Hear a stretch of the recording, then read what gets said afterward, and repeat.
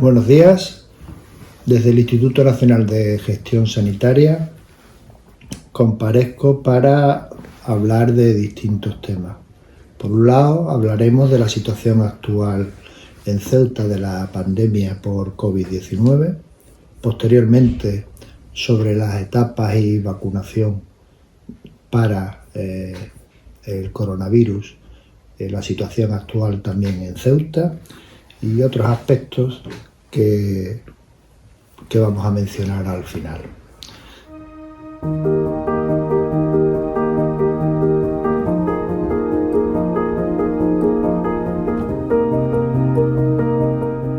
En primer lugar, respecto a la situación actual de la pandemia por COVID en Ceuta, y como consecuencia de todo es sabido lo que está pasando en Ceuta y en el resto de las comunidades autónomas de España, la situación actual de la pandemia en Ceuta es, en el INGESA, totales 2.897 casos.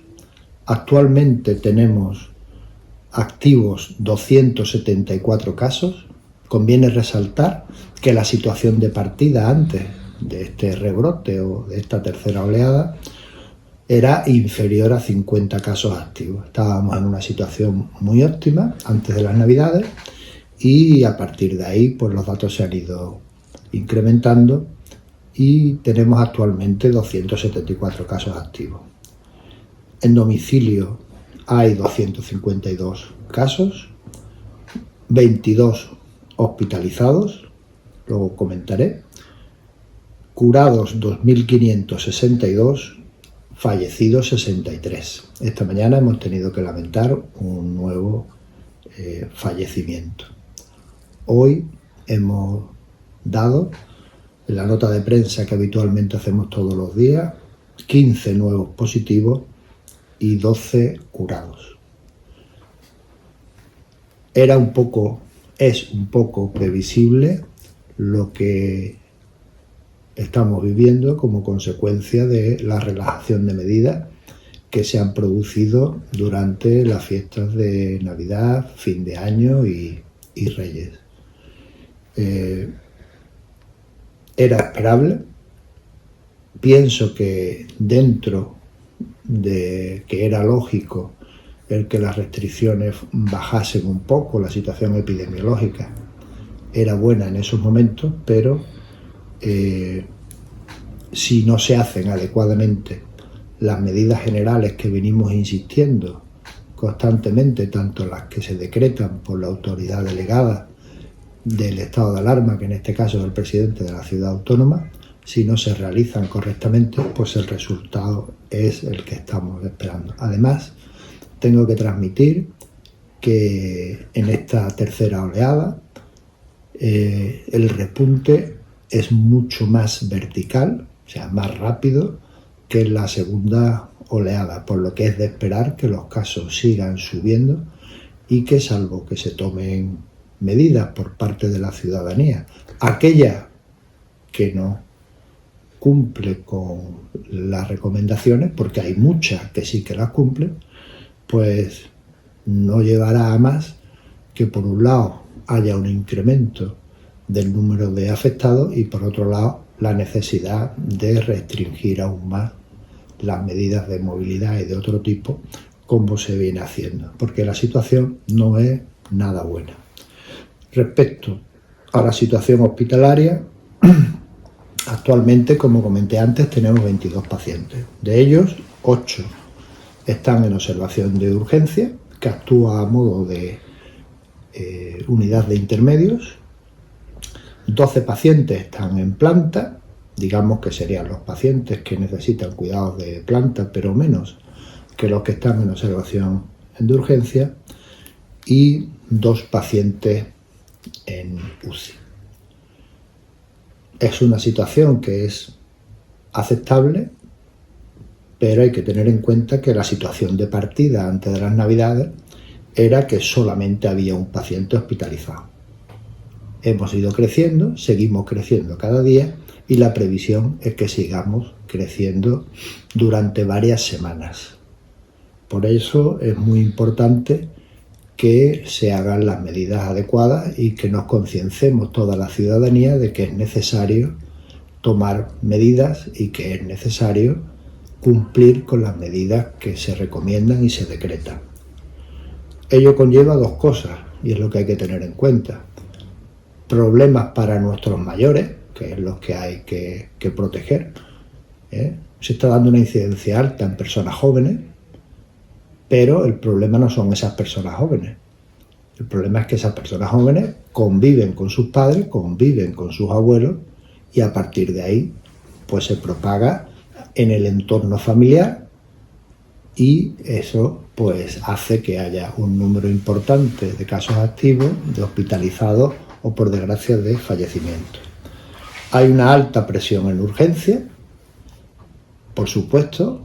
Nosotros estamos poniendo todos los medios disponibles, se están haciendo test de anticuerpos, se están haciendo test de antígenos, se están haciendo PCR, se están haciendo serología por quimioluminiscencia y todos los medios diagnósticos disponibles en la actualidad para que se haga una detección precoz, como veremos a continuación, para que se haga un aislamiento precoz y para, en definitiva, cortar la cadena de transmisión. Hay que decir también que los aislamientos no siempre se hacen adecuadamente y hay que insistir en ello. Cuando se esté aislado en un domicilio hay que mirar por uno y por su familia para que no se extienda dentro del entorno familiar. Por lo tanto, esa persona debe de estar en una habitación solo, debe de llevar mascarilla cuando se aproxime alguien, debe de comer solo y todas esas medidas que a todos la Consejería de Sanidad y los rastreadores, cuando se les aísla, se les da pormenorizadamente para que se contenga solamente a esa persona y no vaya al entorno familiar. Entonces ya hemos visto que tanto la situación desde el inicio de la pandemia como de la situación hospitalaria va en ascenso y eso nos lleva a los datos epidemiológicos más finos, ¿no?, que también voy a comentar a continuación. A fecha de ayer, 14, los datos publicados, ¿no?, nos dice que la curva epidémica está en franco ascenso, con un incremento sostenido durante los últimos 19 días. En Ceuta hay actualmente 58 brotes activos localizados. 58. Si nos basamos en indicadores basados en el nivel de transmisión, el número reproductivo básico e instantáneo es de 1,13, el nacional 1,14. Debería estar por debajo de 1, eso sería lo ideal. Y vamos, lo ideal es que fuera 0, pero digamos que se considera un objetivo que estuviera por debajo de 1. Al estar en esa cifra estamos en riesgo medio. La incidencia acumulada, que es la que más se conoce, ¿no?, en los últimos 14 días por 100.000 habitantes en Ceuta son de 391,50. Hay que tener en cuenta, pues eso, lo que comentábamos, ¿no?, que al inicio la situación de partida era una situación de partida muy buena. Pues ya vamos por 391,62 casos por 100.000 habitantes. Seguiremos creciendo. La media nacional está en 522,74, pero a pesar de que estemos por debajo de la media nacional, sabemos que Ceuta suele entrar en las olas epidémicas un poco con retraso y eso debería de ser bueno para tomar medidas antes de que sigamos creciendo y eso nos sitúa en riesgo muy alto, no solamente a Ceuta, sino en toda España. Además hay que decir que las zonas limítrofes a Ceuta están, algunas de ellas, en riesgo muchísimo más alto. Por eso se recomienda que los desplazamientos se realicen acorde a lo que determina el estado de alarma pero también se reduzcan lo máximo posible, porque pasamos a zonas de riesgo muy alto también, pero con unos índices acumulados a los 14 días muchísimo más altos que los de Ceuta.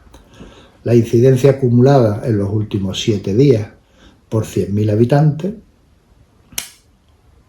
que debería ser inferior cuando la onda epidémica está bajando, es al contrario, está subiendo. Lo que indica que el ascenso va a ser todavía continuado. Es de 235,91 casos por 100.000 habitantes. La media nacional está en 311,50, un poco más alta, pero en cualquier caso, tanto Ceuta como el resto de las comunidades y ciudades autónomas estamos en un riesgo muy alto. Y otro indicador que también se dice mucho es el porcentaje de positividad de las pruebas diagnósticas, que en la última semana es del 9,28. El porcentaje de positividad de pruebas diagnósticas, el objetivo es que sea el menor posible. La media nacional está en un 16,63%, estamos por debajo de la media nacional, pero estamos situados en un riesgo medio. Por lo tanto, estamos en dos indicadores, números reproductivos básicos instantáneos y en porcentaje de positividad de pruebas diagnósticas en riesgo medio, pero en incidencia acumulada a los 7 y a 14 días estamos en riesgo muy alto. Esto es muy importante y es lo que nos induce a pensar con datos objetivos que la pandemia va a seguir en franco ascenso. Es más, cuando observamos las curvas de dicho ascenso, se ve que la curva es más pronunciada que la de la segunda oleada. Por lo tanto, las medidas a tomar deben de ser también más intensas. Otro tipo de indicadores son los de servicios asistenciales, los de Ingesa, ¿no? Tenemos un indicador propio que es el consumo de oxígeno líquido hospitalario, que ha tenido durante los últimos días un ascenso muy considerable. De alguna manera es un indicador indirecto, pero nos induce a pensar que, lógicamente, como el número de pacientes es mayor, pues el consumo de oxígeno se dispara. El porcentaje de ocupación de camas hospitalarias del hospital ha experimentado un ascenso. Partíamos de una situación de normalidad y ahora estamos en riesgo medio con una ocupación de camas hospitalarias del 9,55%. La nacional es del 15,14%. Repito, el que estemos por debajo de la media nacional no es motivo para estar satisfechos relativamente, sino tener en cuenta que Ceuta entra en pandemia con retraso respecto a la península y que esos datos, si no se toman medidas, pues irán alcanzando las cifras que se están observando en el resto de las comunidades y ciudades autónomas. Estamos en ocupación de camas de UCI en un riesgo medio y en la fase 2 de las 8 que hay de su plan de contingencia. El porcentaje de camas de UCI es del 11,76%, la media nacional está en un 28,46%, lo que nos sitúa también en riesgo medio. Hay que aprovechar, y en eso volvemos a insistir, me van a perdonar que sea insistente, hay que aprovechar, teniendo en cuenta que estamos en riesgo alto o muy alto, el que estemos por debajo de la media para intentar en estos días y en las próximas semanas el hacer todo lo posible por frenar el ascenso de la curva y las consecuencias de la ola que estamos padeciendo. No dejarnos llevar porque como la ocupación es por debajo de la media y el índice de ocupación de camas de UCI o de planta es por debajo de la media nacional, pues estamos bien. No, esa no es la reflexión. Y por último, decir otros indicadores que son las de capacidad diagnóstica. En esto estamos bastante bien. Tanto la Consejería de Sanidad como la INGESA se están haciendo todo tipo de pruebas. De hecho, la tasa de realización de pruebas diagnósticas, Ceuta está en 2.556 por 100.000, mientras que la media nacional está en 2.133. Estamos por encima. Y además, el tiempo de diagnóstico, desde que el paciente consulta hasta que se le realiza el diagnóstico, es de 0 días. El objetivo es que sea menor a 24 horas. Ahí estamos dentro de la normalidad. Lo que sí hay es un retraso en el diagnóstico, que estamos en riesgo medio. Este retraso en diagnóstico no es achacable al sistema sanitario. Es achacable al tiempo que transcurre entre que un paciente tiene síntomas y acude. Ahí hay un poco de retraso. Por eso insistimos que aquellas personas que tengan sintomatología compatible con una infección respiratoria aguda u otras sintomatologías compatibles con COVID, consulte lo antes posible, consulte a los puntos que están asignados para que se le hagan las pruebas lo antes posible. Desde el momento en que se le ve al paciente hasta que se le hacen las pruebas, transcurre en todos los casos menos de 24 horas y el diagnóstico es muy precoz. Cuanto más precoz se haga, mejor en estos casos, porque los test de antígenos pues lo permiten. El resumen de todo esto y dentro de la situación de la pandemia, pues lo ya he comentado. Estamos en riesgo medio en varios indicadores, en riesgo muy alto en incidencia acumulada y todos los dispositivos, tanto de INGESA como de la comunidad autónoma, pues están disponibles y trabajando continuamente para frenar los problemas ocasionados con la pandemia del COVID. Hay que insistir, el problema de la pandemia lo ocasiona un virus,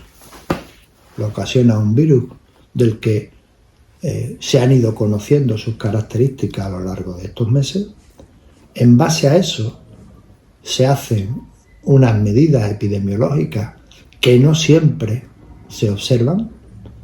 Yo no soy amigo de generalizar, al contrario, creo que una población muy importante, realiza las medidas que se recomiendan y se decretan. Lo que también es cierto es que hay otra parte o una pequeña parte, pero una pequeña parte puede formar un brote muy intenso que no lo cumple, o que no lo cumple adecuadamente, o que no hay todavía una suficiente conciencia de que estamos en una pandemia y se ocasionan brotes. Por lo tanto, hay que insistir en que las medidas habituales de distanciamiento deben de mantenerse. Intentar estar solamente con el grupo de convivencia habitual, con tu familia con la que convives. Lavado de manos, las mascarillas puestas adecuadamente, si no, no sirve para nada. Reuniones solo de convivientes, a ser posible, por favor, y en sitios donde se guarden las medidas adecuadas. Gel hidroalcohólico, todo este tipo de cosas que se ha venido insistiendo desde siempre son fundamentales. Y el resto de medidas, incluida el viajar lo menos posible. Estamos en una zona con riesgo muy alto y limítrofes a zonas donde el riesgo es aún más alto. Por lo tanto, ceñirnos a la movilidad lo menos posible, porque si todos los recursos que se tiene, tanto la Consejería de Sanidad como la INGESA, están disponibles, están funcionando de forma importante y no se consiguen los objetivos deseados, pues el resultado será el que no haya más remedio que aumentar las restricciones, que a nadie le gusta, pero que no hay otra manera para evitar el número de afectados, de hospitalizados o, por desgracia, de fallecidos.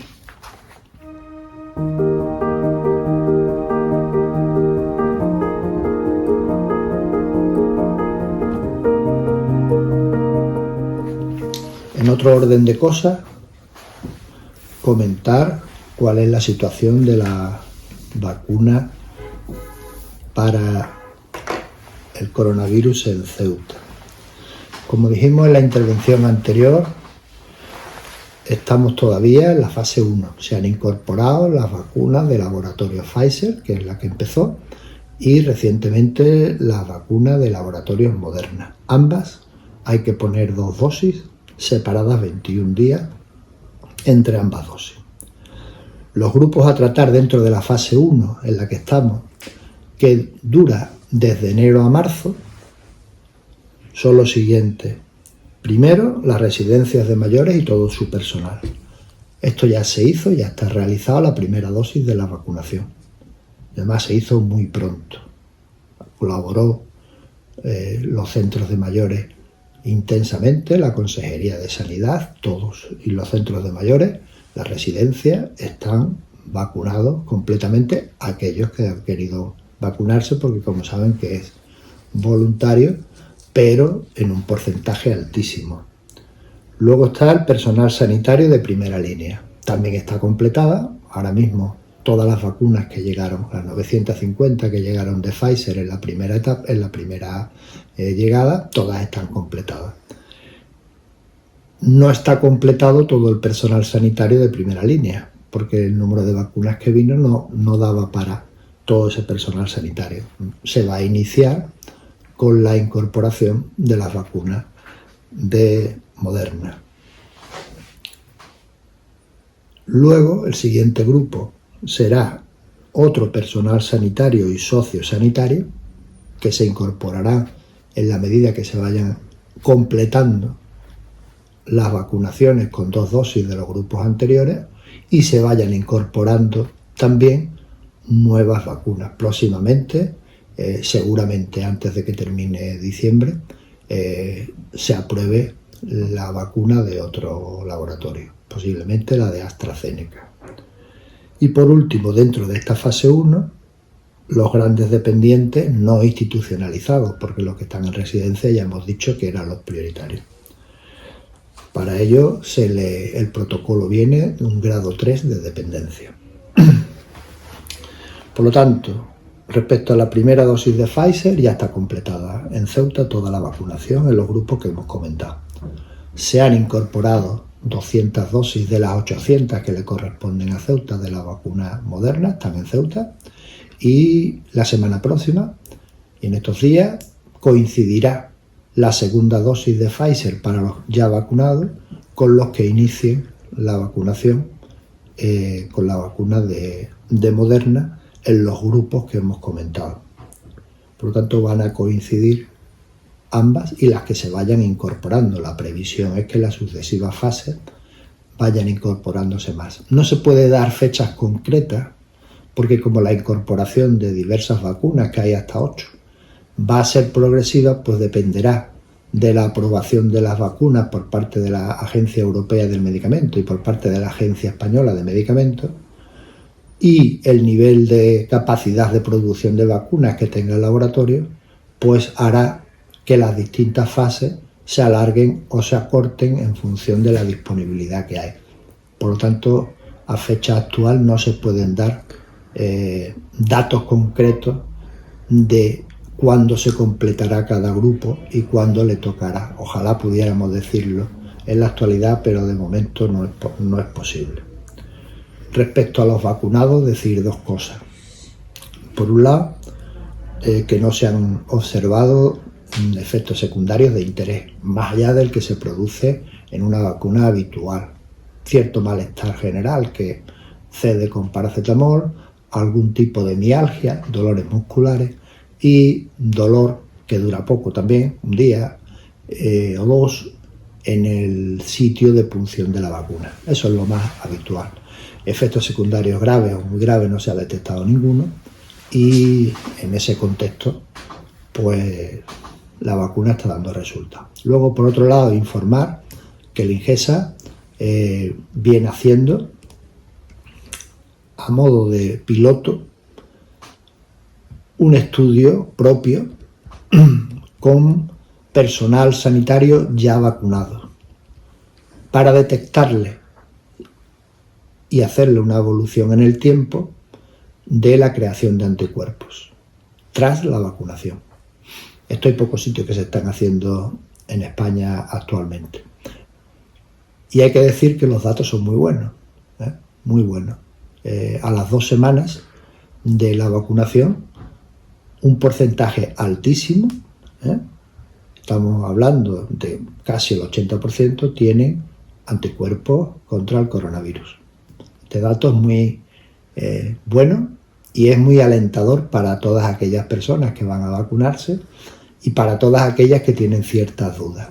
A todo el grupo que se le está haciendo eso, se le hará una evolución temporal para ver en cuánto tiempo se adquiere inmunidad, con independencia de que la semana que viene iniciaremos la segunda dosis de Pfizer. Esas son las dos cosas de interés. Y ya por último, un dato que se ha comentado es sobre la cepa británica, que sabemos que está afectando notablemente al Reino Unido y en este caso también a Gibraltar por el acceso directo entre Londres y Gibraltar por avión. Por todo ello, lo que se ha detectado es que el índice de transmisibilidad de la cepa británica es mayor que el coronavirus que venía circulando hasta ahora. Es una mutación y hay que diferenciar entre mutación y detección o secuenciación. Las PCR que se hacen en Ceuta detectan la cepa británica y el resultado se da como positivo. Al final, la mutación de uno o de otro no interfiere en el diagnóstico, ni en la evolución, ni en el tratamiento. Otra cosa que a veces se confunde es la diferencia entre detección y secuenciación del ARN de esa cepa británica. La secuenciación solamente se están haciendo en centros muy especializados, en Andalucía, en un sitio, y Ceuta está mandando los resultados positivos de casos sospechosos y de casos que tengan vínculo epidemiológico, se están mandando al Instituto Carlos III para que se secuencie. Pero hay que diferenciar detección. Los equipos que tiene el Ingesan Ceuta detectan esa mutación, y otra cosa es la secuenciación, que se está remitiendo muestras ya positivas de Ceuta o aquellas que pudieran ser dudosas al Instituto de Salud Carlos III, pero digamos que en ese aspecto está todo cubierto.